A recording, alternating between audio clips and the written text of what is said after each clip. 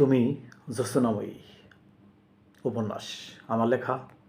এই উপন্যাসটি প্রকাশিত হয় 2018 সালের 21শে বইমেলায়। আমার হাতে যে বইটি দেখতে পাচ্ছেন এটি দ্বিতীয় মুদ্রণ। তুমি জ্যোৎস্নাময়ী মেয়েদের জীবনের উপাখ্যান। আমার লেখক ক্যারিয়ারে মেয়েদের জীবনের গল্প খুব বেশি লিখিনি, অল্প 4-5টি। তার মধ্যে এটি হচ্ছে প্রথম। তুমি জ্যোৎস্নাময়ী, জ্যোৎস্নার গল্প, ভালোবাসার গল্প, মেয়েদের জীবনের গল্প। তুমি জ্যোৎস্নাময়ী উপন্যাসে বেশ কয়েকজন সংগ্রামী মেয়ের উপাখ্যান তুলে ধরবার চেষ্টা করেছি।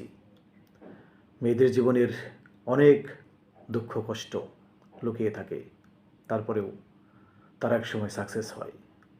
মূলত তাদের সফলতা, সংগ্রাম শেষে, দুঃখ কষ্ট শেষে তাদের সেই সফলতাকে তুলে ধরবার চেষ্টা করেছি তুমি জ্যোৎস্নাময়ী। প্রিয়জন পড়তে পারেন তুমি জ্যোৎস্নাময়ী, ভালো লাগবেই। সবাইকে ধন্যবাদ।